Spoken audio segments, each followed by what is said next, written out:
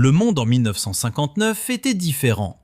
L'Europe respirait encore la poussière de la guerre, les routes étaient étroites, les portefeuilles maigres, et dans les ateliers de production, ça sentait l'huile de moteur et l'espoir. Cette année-là, sortit des chaînes de fabrication un véhicule qui ressemblait à une boîte à chaussures gonflée, et qui allait pourtant ébranler jusqu'aux fondations le monde entier de l'automobile. Pas une Ferrari, pas une Porsche, pas une Mercedes. Une toute petite chose britannique de moins de 3 mètres de long, dont la plupart des experts estimaient qu'elle n'avait aucune chance de finir ailleurs qu'à la casse. Et c'est précisément cette voiture qui les battit tous. Mais reprenons depuis le début, car l'histoire de la Mini Cooper ne commence pas dans un studio de design clinquant. Elle commence par une crise, par la panique, par des files d'attente devant les stations-service à travers toute l'Europe. C'était l'automne 1956. Le canal de Suez, cette artère vitale du commerce mondial, était bloqué. Le président égyptien Nasser l'avait nationalisé, les Britanniques et les Français tentaient de le reprendre par la force, et le résultat fut une catastrophe qui frappa l'Europe directement à la pompe à essence. L'essence fut rationnée. En Allemagne, en Grande-Bretagne, aux Pays-Bas et en Suisse, les gouvernements instaurèrent des interdictions de circuler le week-end. Les automobilistes faisaient la queue pendant des heures pour quelques litres de carburant. L'atmosphère était sombre. Et c'est précisément dans ce contexte de pénurie et d'angoisse qu'une décision fut prise dans les bureaux de la British Motor Corporation, la BMC, à Birmingham. Une décision qui allait changer l'histoire de l'automobile pour toujours. Sir Leonard Lord, le patron de la BMC, taillé dans le rock et peu causant, était un homme qui détestait les mots et aimait les actes. Il regardait les concurrents allemands, la Volkswagen coccinelle grignotait silencieusement mais inexorablement le marché britannique des petites voitures, et il frappa la table du poing. Il convoqua son meilleur ingénieur, un homme qui n'aurait jamais dû être ingénieur, qui détestait les mathématiques et adorait les croquis, qui fumait cigarette sur cigarette dans son bureau et dessinait des voitures comme d'autres écrivent des poèmes. Il s'appelait Alec Issigonis. Qui était cet homme ? L'histoire d'Issigonis est une histoire que presque personne ne connaît aujourd'hui, bien qu'elle soit la plus fascinante de toute l'industrie automobile. Alec Issigonis est né le 18 novembre 1906 à Smyrne, l'actuel Izmir, en Turquie. Son père était d'origine grecque et sa mère, Hilda, une Allemande de Smyrne. Oui, le créateur de la plus britannique des voitures britanniques avait une mère allemande. Cette ironie de l'histoire est presque trop belle pour être vraie. Quand Issigonis avait 13 ans, son père mourut. La famille fuit Smyrne en flammes, détruite pendant la guerre gréco-turque, et finit par atterrir à Londres. Jeune, sans ressources, étranger dans un pays étranger, Issigonis se présenta à l'université, échoua à l'examen de mathématiques, 3 fois. Il dit lui-même avec un flegme tout britannique « Les mathématiques sont l'ennemi de tout esprit créateur ». L'université finit tout de même par l'accepter, impressionné par ses dessins et ses projets de construction hors du commun. Il termina ses études, commença chez Humber, passa chez Morris, et y devint l'homme qui créa en 1948 la Morris Minor, la première voiture britannique vendue à plus d'1 million d'exemplaires. Mais ce n'était que l'ouverture. L'œuvre véritable commença cet automne 1956, quand Sir Leonard Lord lui confia la mission de sa vie. La formulation était simple et en même temps quasi impossible. Construit une voiture capable de transporter confortablement 4 adultes, qui consomme aussi peu qu'un vélomoteur, qui soit bon marché et qui soit prête dans 20 mois. Un format en caisse d'environ 3 mètres de long et 1,5 mètre de large, pas 1 cm de plus. Issigonis s'isola. Il dessina sur des serviettes, sur des nappes, sur tout ce qui était à portée de main. Et puis vint le moment que certains décrivent comme l'événement le plus important de toute l'histoire de l'automobile moderne. Issigonis tourna le moteur. Il prit le 4 cylindres en ligne conventionnel, monté longitudinalement dans les petites voitures britanniques de l'époque, et le disposa transversalement, en travers. Cela paraît banal à dire aujourd'hui, car c'est ce que fait n'importe quelle petite voiture dans le monde entier. À l'époque, c'était une révolution sans précédent. Le moteur monté en travers permit quelque chose qui semblait techniquement impossible auparavant, La boîte de vitesse migra sous le moteur, les deux partageant le même bain d'huile, une idée qui fit froncer les sourcils aux ingénieurs les plus expérimentés. Les roues avant entraînaient la voiture, ce qui était absolument inhabituel pour une petite voiture de cette catégorie. Et parce que le moteur et la boîte étaient désormais si compacts et si avancés, il restait pour les passagers un étonnant 80% du volume total du véhicule. 80%! Sur les voitures comparables de l'époque, c'était moins de 60. Les roues migrèrent aux quatre coins extrêmes du véhicule, 10 pouces de diamètre, minuscule, presque ridicule. Mais cette position transforma radicalement le comportement routier. La voiture était basse, elle se plaquait sur la route. Elle prenait les virages avec une précision qui laissait bouche bée les conducteurs de voitures de sport. Issigonis, qui n'avait jamais pensé construire une voiture de course, en avait créé une sans le vouloir. L'habitacle était spartiate jusqu'à la provocation. Issigonis fumait, il fumait tellement que le prototype comportait d'emblée 3 cendriers. Il n'aimait pas les radios, donc la première Mini n'en avait pas. Même pas en option. Imaginez, pas de radio. Pas de soufflerie de chauffage en équipement de série. Les portières s'ouvraient avec des charnières extérieures, parce que la surface intérieure devait servir de rangement. Les vitres latérales s'ouvraient en coulissant vers l'intérieur plutôt qu'en pivotant. Issigonis vivait selon un principe. Ce qui n'est pas nécessaire n'entre pas. À l'été 1958, il invita Sir Leonard Lord à un essai dans la cour de l'usine. Lord monta à bord, grand, fort, il trouva pourtant étonnamment assez de place. Fit quelques tours, descendit et dit seulement « en production ». Un an plus tard, le 26 août 1959, la Morris Mini Minor et l'Austin 7 débarquèrent simultanément dans les salles d'exposition britanniques. Deux noms, une seule machine, une révolution. Le prix était d'une franchise brutale. Pour un peu moins de 499 livres sterling, on avait le minimum de confort et le maximum d'ingénierie. Le public réagit d'abord par un haussement d'épaules. La première année de production, à peine 20 000 exemplaires, furent construits et vendus. Un début modeste, pas un triomphe. On aurait pu croire que la Mini allait sombrer discrètement dans l'insignifiance, comme tant de projets ambitieux avant elle. Mais alors, il se passa quelque chose d'étrange. Un pilote de course acheta une Mini, fit un tour, éclata de rire et appela immédiatement le patron de la BMC. Il s'appelait John Cooper et ce qu'il avait en tête pour cette petite voiture allait bouleverser le monde du sport automobile tout entier. John Cooper n'était pas un homme ordinaire. Fils d'un garagiste de Surbiton, il construisait avec son père des voitures de course plus petites et plus légères que tout ce qui existait sur les circuits, et qui gagnaient pour cette raison. Cooper dominait la Formule 2 et la Formule 3. En 1959, l'année où la première Mini sortit des chaînes, Jack Brabham remporta le championnat du monde de Formule 1 au volant d'une Cooper. La philosophie Cooper, petit moteur, moteur central, châssis léger. Résultat, plus rapide que tout le monde.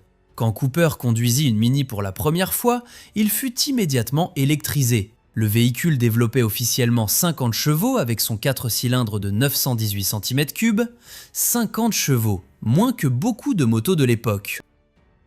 Mais cette Mini se conduisait comme sur des rails, sur les circuits étroits, sur les routes mouillées, dans les virages serrés, elle surpassait largement un véhicule 2 fois plus puissant, parce qu'elle était si légère, si basse, si directe dans ses réponses. Cooper comprit immédiatement. Cette voiture est en réalité une voiture de course à qui on n'a pas encore annoncé la nouvelle. Il alla voir Issigonis, il lui exposa son idée. Plus de cylindrée, meilleur carburateur, frein amélioré, train roulant plus sportif. Issigonis réagit avec réticence. Il avait conçu la Mini comme une voiture populaire, un moyen de transport pour le plus grand nombre, pas comme un jouet pour pilote de course. Mais Cooper ne lâcha pas prise. Il demanda, insista, fit faire tellement de tours sur des circuits d'essai étroits aux dirigeants de la BMC que même les directeurs les plus sceptiques se retrouvèrent assis côté passagers, incapables de s'arrêter de sourire. En septembre 1961 parut la première Mini Cooper. Le moteur atteignait désormais 997 cm3 et développait 55 chevaux. Ça paraît toujours peu. Ça évoque une balade dominicale, pas une voiture de course. Mais ce que Cooper tirait de ce petit bloc n'était pas seulement une question de puissance, c'était une question de philosophie. Plus léger et plus rapide que plus fort, plus agile et plus rapide que plus puissant. Cette philosophie, qui fait aujourd'hui figure d'évidence dans le développement automobile, était alors une provocation. 2 ans plus tard, en 1963, parut la Mini Cooper S, d'abord avec un moteur de 1071 cm3, puis avec le légendaire 1275 cm3. On entrait là dans un autre monde. 80 chevaux, une vitesse maximale frôlant les 150 km/h, des freins à disque à l'avant et un poids de moins de 600 kg, cette voiture n'était pas une menace, c'était une terreur. L'équipe de rallye britannique de la BMC, sous la direction du brillant manager Stuart Turner, fut la première à en percevoir le potentiel. Turner n'était pas un homme sentimental, c'était un stratège, un tacticien, et il voyait dans la Cooper S une arme.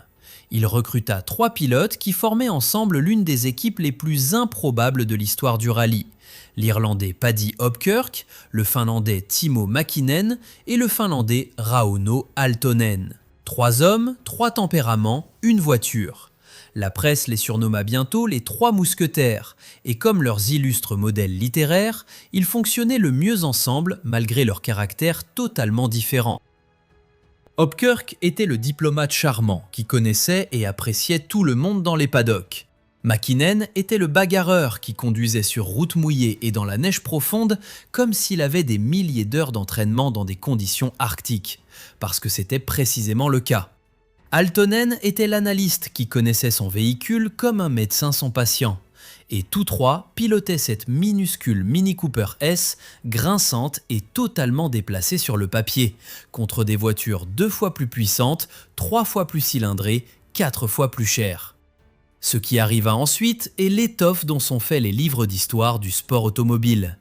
En janvier 1964 s'élança le 33e rallye Monte-Carlo. 276 voitures parties de 9 villes européennes, dont Varsovie, Francfort, Oslo et Glasgow, bataillèrent sous la neige, sur la glace et dans les routes de montagne sinueuses en direction de Monaco. Parmi elles, une Mini Cooper S rouge feu pilotée par Paddy Hopkirk et son copilote Henry Lydon. Ce que Hopkirk accomplit ces jours-là défiait tout calcul raisonnable. La Mini était sur le papier la voiture la plus lente dans le groupe de tête. Sur les portions droites, elle perdait des secondes face à l'Alfa Romeo, à la Ford Falcon et à la Citroën DS. Mais le rallye Monte-Carlo ne se décide pas dans les lignes droites. Il se décide dans les épingles à cheveux glacées des Alpes-Maritimes, où une voiture légère, maniable et à traction avant semblait soudain faire jouer toutes les lois de la physique en sa faveur. Hopkirk prenait les virages avec un calme qui laissait ses concurrents sidérés. Il ne dérapait pas, il ne poussait pas, il conduisait avec une précision qui tenait davantage du slalom que du rallye. Quand le résultat fut annoncé, un silence incrédule s'abattit sur les paddocks. Une Mini Cooper S venait de remporter le 33e rallye Monte-Carlo. Une voiture de 1071 cm3 venait de battre plus de 200 concurrents plus puissants. La réaction de la presse fut enthousiaste, incrédule, parfois stupéfaite. Et la BMC savait qu'elle tenait entre les mains un événement marketing de premier ordre. Les chiffres de vente de la Mini Cooper grimpèrent immédiatement. Les carnets de commandes chez les concessionnaires britanniques et européens se remplirent plus vite que l'usine ne pouvait livrer. 1 an plus tard, en 1965, il se produisit quelque chose que même les fans les plus ardents n'avaient pas osé espérer. Timo Mäkinen et son copilote Paul Lister firent la célèbre étape de nuit à travers les Alpes-Maritimes, que la presse surnomma la nuit des longs couteaux, sans encaisser un seul point de pénalité. Sur 237 équipages au départ, 35 seulement atteignirent l'arrivée, et un seul parcourut la totalité de la distance sans aucune pénalité de temps. Mäkinen dans sa Cooper S 1275 cm3. Ce n'était plus une victoire, c'était de la domination. Puis vint 1966, Et ce qui se passa en janvier sur les routes enneigées autour de Monaco est à ce jour le résultat le plus controversé de l'histoire du sport automobile. Un scandale qui déchaîna la presse britannique, embarrassa l'establishment français et porta paradoxalement la gloire de la Mini Cooper à des sommets encore plus vertigineux. La saison 1966 débuta par une modification du règlement observée avec méfiance dans les milieux spécialisés. Les réglementations du groupe 1 furent durcies. Sur le papier, elles servaient l'équité. En pratique, elles favorisaient de manière remarquable les nouvelles voitures Citroën. L'équipe britannique sous Stuart Turner répondit comme elle répondait toujours, avec intelligence et rigueur. Il fit apporter 12 modifications techniques sur le nombre minimum requis de 5000 voitures de série pour qu'elles soient homologuées. Tout conforme au règlement, tout légal, du moins le croyait-on. Le rallye se déroula et il se déroula comme un cauchemar pour tout le monde, sauf pour l'équipe de la BMC. Au final, 3 Mini Cooper S occupaient les 3 premières places, Mäkinen en tête, Aaltonen en deuxième position, Hopkirk en troisième. La 4e place, Roger Clark sur une Lotus Cortina, également une voiture britannique. Un triomphe britannique complet dans le rallye le plus important d'Europe. Puis commença le contrôle technique d'après-course. Pendant 18 heures, les commissaires techniques fouillèrent chaque centimètre des voitures de tête. Ils trouvèrent ce qu'ils cherchaient ou ce qu'ils voulaient trouver. Les phares de la Mini Cooper S utilisaient un système à double ampoule qui, selon l'interprétation des organisateurs, ne respectait pas les nouvelles prescriptions du groupe 1. La même technologie de phare pour laquelle la Mini Cooper S était connue et qui devint même l'un de ses éléments de design les plus imités était soudainement interdite. Les 3 Mini furent disqualifiés. La Lotus Cortina également. Le vainqueur désigné après coup, une Citroën ID pilotée par un conducteur finlandais dans une épreuve dirigée par des officiels français avec des règles apparemment taillées sur mesure. La réaction en Grande-Bretagne fut une explosion d'indignation nationale. Les journaux titrèrent « On nous a volé notre victoire ». En France même, de nombreux fans de rallye eurent honte du résultat. Des partisans déclarés de Citroën dirent publiquement que cette victoire ne valait rien. Et l'absurdité de la situation fut encore accentuée par le fait que la technologie de phare pour laquelle la Mini avait été disqualifiée resta l'un des accessoires les plus populaires de la marque pendant encore des décennies. Ce que la BMC et l'équipe britannique n'avaient pas prévu, ce scandale fut la meilleure chose qui soit jamais arrivée à la Mini Cooper. L'image du petit outsider britannique qui domine la course et se voit voler sa victoire par des manœuvres bureaucratiques, ça s'imprime dans la mémoire collective. Les ventes s'envolèrent une nouvelle fois. Mäkinen, Aaltonen et Hopkirk devinrent des héros populaires. Et en 1967, quand Aaltonen mena la Mini Cooper S à sa dernière victoire absolue à Monte-Carlo, la légende fut définitivement scellée. Mais la Mini était à ce moment-là bien plus qu'une voiture de course. Elle était un phénomène culturel. Et ce qui se passait dans les rues de Londres dans la seconde moitié des années 60 n'avait plus grand-chose à voir avec l'huile de moteur et le sport automobile. Imaginons Londres en 1965. Carnaby Street, King's Road, une ville qui explose d'énergie, de couleurs, de musique et d'élan. La génération de la guerre recule, une nouvelle culture jeune prend le volant. Les Beatles jouent au Shea Stadium, Mary Quant invente la mini-jupe, Twiggy fait la couverture de chaque magazine de mode en Europe. Et au cœur de cette éruption culturelle, vrombissent de petites voitures colorées et riantes dans les rues étroites de la capitale britannique.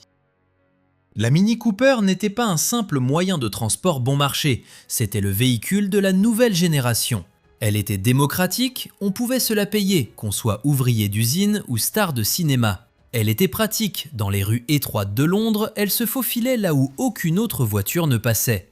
Et elle était, malgré ses données techniques modestes, un plaisir à conduire, une qualité que les voitures n'avaient pas alors comme une évidence.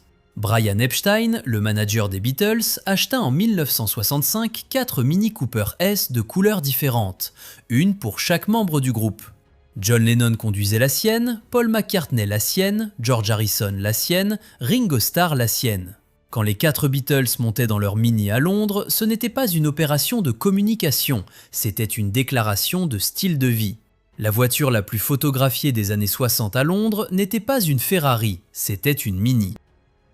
Twiggy, le mannequin au crâne court devenu symbole d'une époque entière, était régulièrement photographié dans sa Mini Cooper S. Peter Sellers, l'un des acteurs les plus célèbres du monde à l'époque, en possédait plusieurs simultanément. Steve McQueen en fit envoyer une en Amérique. L'acteur et comédien Peter Ustinov aurait dit « À Londres à l'époque, qui ne possédait ni Ferrari ni Mini Cooper, ne faisait pas partie du monde. » La dimension sociologique de cette popularité était étonnante. La Mini effaçait les différences de classe, ou du moins faisait semblant. Un mineur du Yorkshire et une comtesse de Mayfair pouvaient conduire la même voiture. C'était une idée radicale dans la société de classe britannique. La Mini devint le symbole d'une nouvelle égalité, d'un nouvel esprit, de la conviction que le style et le plaisir ne devaient pas être une question de solde bancaire. Et il y eut un effet secondaire que personne n'avait prévu. La Mini détruisit l'industrie moto britannique. Cela paraît exagéré, mais ce n'est pas le cas. À la fin des années 50, le sidecar de moto était le moyen de locomotion standard pour les familles qui ne pouvaient pas se payer une vraie voiture. On était sous la pluie, on avait froid, on manquait de place, mais on allait d'un point à un autre. Quand la Mini arriva sur le marché, à un prix comparable à celui d'un sidecar, mais avec des sièges à l'abri pour 4 personnes, un coffre et un chauffage, le choix s'imposait pour la plupart des acheteurs. L'industrie des sidecars s'effondra en l'espace de quelques années. BSA, Ariel, Velocet, des marques de motos britanniques qui avaient survécu des décennies, disparurent les unes après les autres du marché. Ce qu'Issigonis n'avait pas voulu, une voiture de sport, un objet culte, un symbole de statut, avait vu le jour. Ce qu'il avait voulu, un moyen de transport raisonnable, abordable, pratique pour la population active, avait également vu le jour. Rarement dans l'histoire de l'automobile, un véhicule avait répondu simultanément à autant de désirs et d'attentes différents. Mais la gloire s'érode, et tandis que la Mini illuminait tout dans les années 60, les fondations s'effondraient dans les années 70.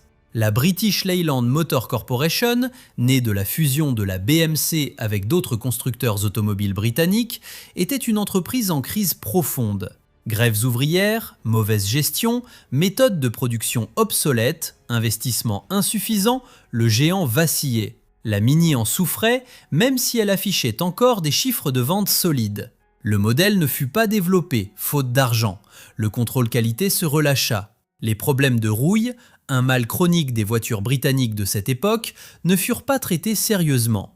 John Cooper lui-même ressentit la crise de plein fouet. British Leyland résilia son contrat régissant l'utilisation de son nom pour le modèle Cooper. À partir de 1971, la Mini Cooper ne s'appelait plus Mini Cooper, elle s'appelait désormais simplement Mini, avec diverses appellations supplémentaires. 20 ans durant, de 1971 à 1990, il n'exista plus de Mini Cooper. 20 ans.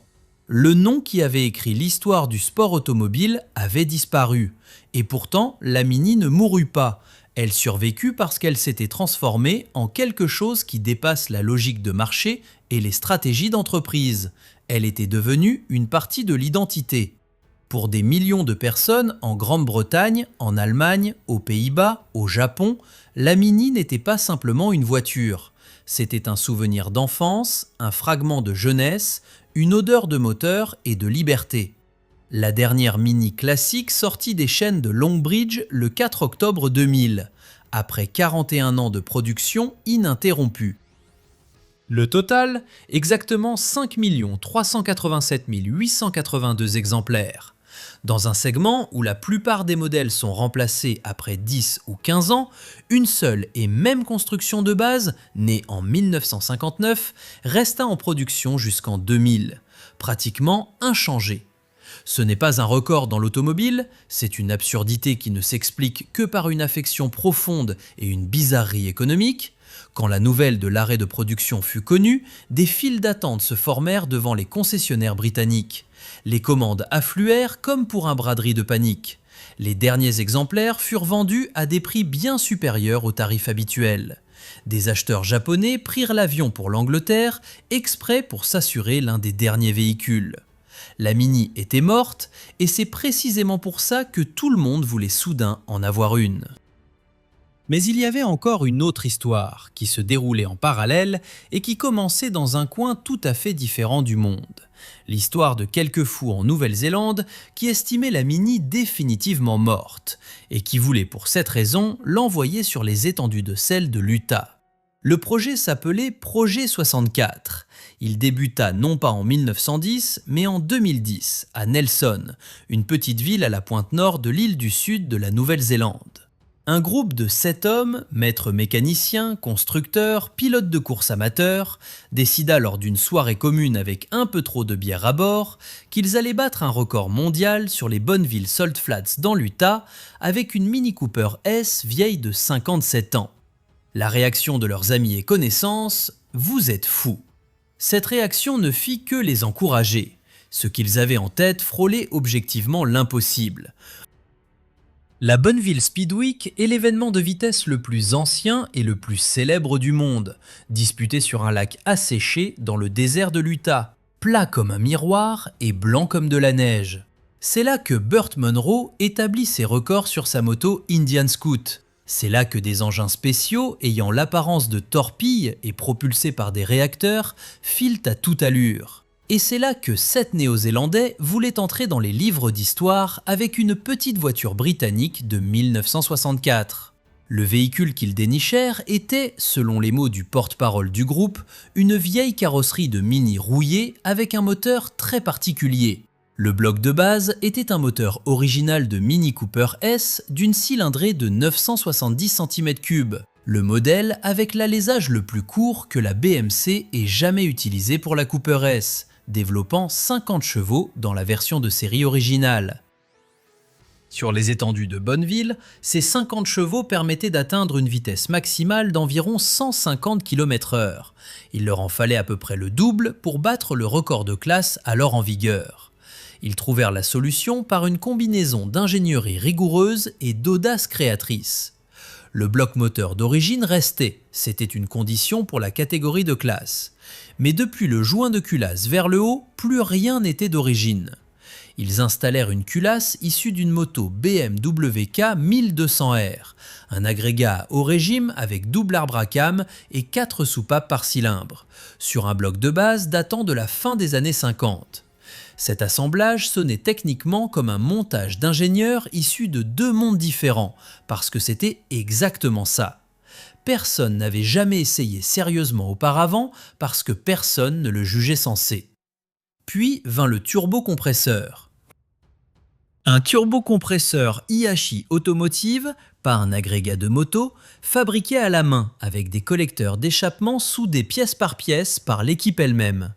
Le système d'intercouleur, un réservoir côté passager rempli d'eau et de glace, directement intégré au circuit de refroidissement de l'air de suralimentation, était aussi peu conventionnel qu'efficace. Pas de liquide de refroidissement du circuit habituel. Un radiateur classique n'entrait tout simplement plus sous le capot, déjà plein à ras-bord du système turbo, de la culasse BMW et de la tubulure d'admission.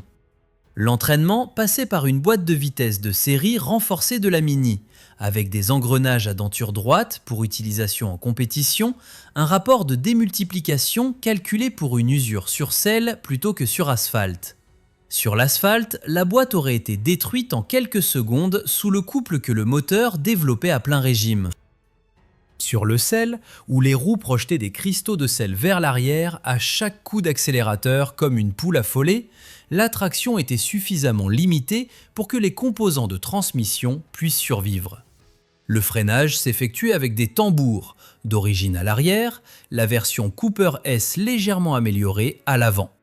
On n'a pas besoin de frein quand on n'a pas à freiner, dit l'un des hommes avec flegme. Pour décélérer en fin de course, un parachute était monté à l'arrière. Le véhicule fut embarqué en 2010 dans un container à Nelson et expédié vers l'Utah. Le pilote était Nelson Hartley, 26 ans, pilote de rallye dans la scène tout-terrain de Nouvelle-Zélande, et frère cadet de Brendan Hartley, qui poursuivait à cette époque une carrière en Formule 1 et avait ses quartiers en Allemagne. Un frère courait sur les circuits de Grand Prix d'Europe, l'autre sur le sel de l'Utah dans une petite voiture britannique à moitié rouillée. On imagine les conversations lors des réunions de famille. Speedweek 2012, les conditions à Bonneville en août, température au-dessus de 35 degrés Celsius, une altitude d'environ 1280 mètres et une surface de sel qui paraît fraîche sous les doigts même quand l'air brûle. Le problème, l'ensemble du réglage moteur avait été effectué à Nelson au niveau de la mer, sur un banc d'essai à 0 mètre d'altitude. Ici, à presque 1300 mètres, l'air était plus rare et le moteur réagissait aux conditions de pression modifiées de façon bien différente que prévu. Les premiers runs se soldèrent en deçà des attentes. L'équipe ajusta, reprogramma, mesura, se creusa la tête. Hartley avait le contrôle manuel de la pression de suralimentation, il pouvait l'augmenter lui-même pendant le run, ce qui signifiait qu'il était simultanément pilote, mécanicien et ingénieur d'essai, tout en roulant à plus de 200 km/h sur des cristaux de sel, dans un véhicule conçu pour 120 km/h. Lors du run décisif, Hartley poussa la pression de suralimentation à 20 PSI. 20 PSI sur un moteur qui développait 50 chevaux dans sa version de série. Les types de la Chase Crew roulaient sur la route parallèle et entendaient le bruit du moteur par-dessus le niveau sonore du désert de sel. Clair, agressif, brutalement mécanique. Quand Hartley passa en 4e et dépassa les 100 miles à l'heure, derrière les roues arrière jaillit un sillage de cristaux de sel comme une traîne blanche d'écume. La mesure, 253,1 km/h au run de qualification. Puis au run de record, 236,0 km/h en moyenne entre l'aller et le retour. Le précédent record de classe pour les véhicules de moins de 1000 cm3 aux alentours de 205 km/h. Ils le battirent de plus de 30 km/h quand une voiture qui était sortie des chaînes en 1964 avec 50 chevaux vole en 2012 sur le sel de l'Utah avec 320 chevaux et bat un record mondial. Ce n'est pas seulement une performance technique, c'est une déclaration sur ce qu'est l'ingénierie, sur ce que peut contenir une conception de base quand des gens intelligents, passionnés, parfois peu entravés par la raison, s'y attaquent. Le projet 64 démontra ensuite le moteur et découvrit ce qui avait limité le résultat, une défaillance de pression d'huile que Hartley détecta à temps et qui sauva le moteur d'une destruction totale. Le bain d'huile commun au moteur et à la boîte de vitesse, la solution originale d'Issigonis, révolutionnaire en son temps, était désormais le maillon faible du système. Des particules métalliques issues de la boîte avaient endommagé la pompe à huile. Ironie classique, ce qui en 1959 était considéré comme un coup de génie devint en 2012 un problème. Les Néo-Zélandais revinrent. Ils construisirent un nouveau vilebrequin, fabriqué par un Néo-Zélandais en Californie, parce que, comme l'un des hommes le fit remarquer avec un sourire, les bons Néo-Zélandais se trouvent apparemment partout dans le monde. Lors de la deuxième campagne en 2016, ils tirèrent encore plus du moteur, obtinrent après plusieurs changements de catégorie un run officiellement validé à 254,3 km/h au méthanol. La Mini Cooper S, la plus rapide du monde, sur la base d'une construction vieille de 57 ans. Construite avec un budget limité par des bricoleurs passionnés d'une petite ville de Nouvelle-Zélande, Alec Issigonis aurait probablement commenté cela avec une longue bouffée de cigarette en disant « Je vous l'avais dit, les mathématiques sont l'ennemi de l'esprit créateur ». Et puis vint BMW. Mais l'histoire de comment un groupe automobile bavarois sauva une icône populaire britannique, faillit la briser et en fit l'une des valeurs de marque les plus rentables de l'histoire automobile, et ce que cela a à voir avec l'Allemagne, Francfort et une exposition en 1997, cette histoire mérite son propre chapitre. À la fin des années 70 et au début des années 80, la Mini était une énigme. Elle continuait à se vendre, certes en chiffres bien inférieurs à ceux de son apogée. Les nouveaux concurrents, la VW Polo, la Ford Fiesta, la Renault 5, offraient une technologie plus moderne, un équipement de sécurité amélioré, plus de confort. British Leyland, l'entreprise ravagée par les grèves, la mauvaise gestion et les turbulences politiques, désormais nationalisée, n'avait pas les moyens de développer sérieusement la Mini. On colmatait par-ci, on ajustait par-là, on lançait de nouvelles couleurs, mais le principe de base du véhicule restait celui de 1959. Des tentatives furent faites pour développer une remplaçante. Le projet ADO 76, qui allait déboucher sur la Metro, était à l'origine conçu comme le successeur direct de la Mini.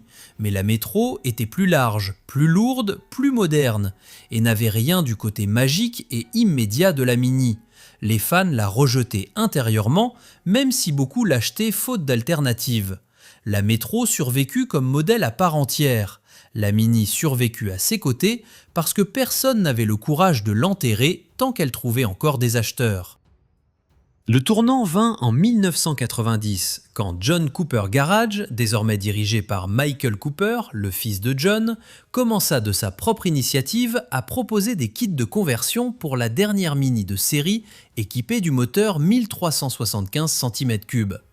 Ces kits transformaient la gentille Mini quotidienne en une voiture sportive pétillante.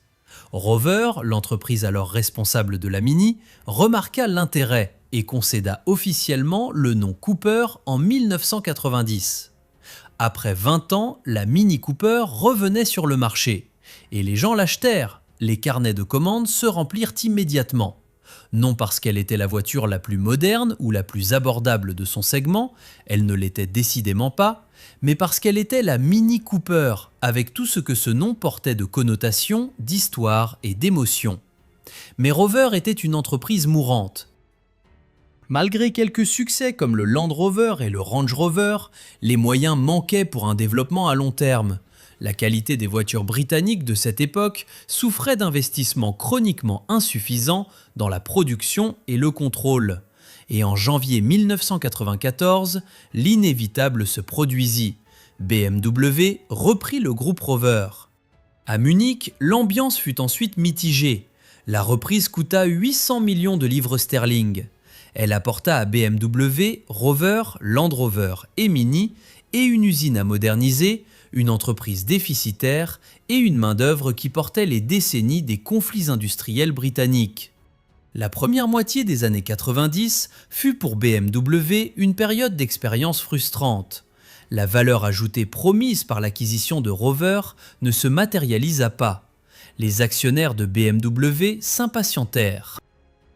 Dans la presse économique allemande, la reprise de Rover fut rapidement qualifiée de plus grand désastre de l'industrie automobile allemande.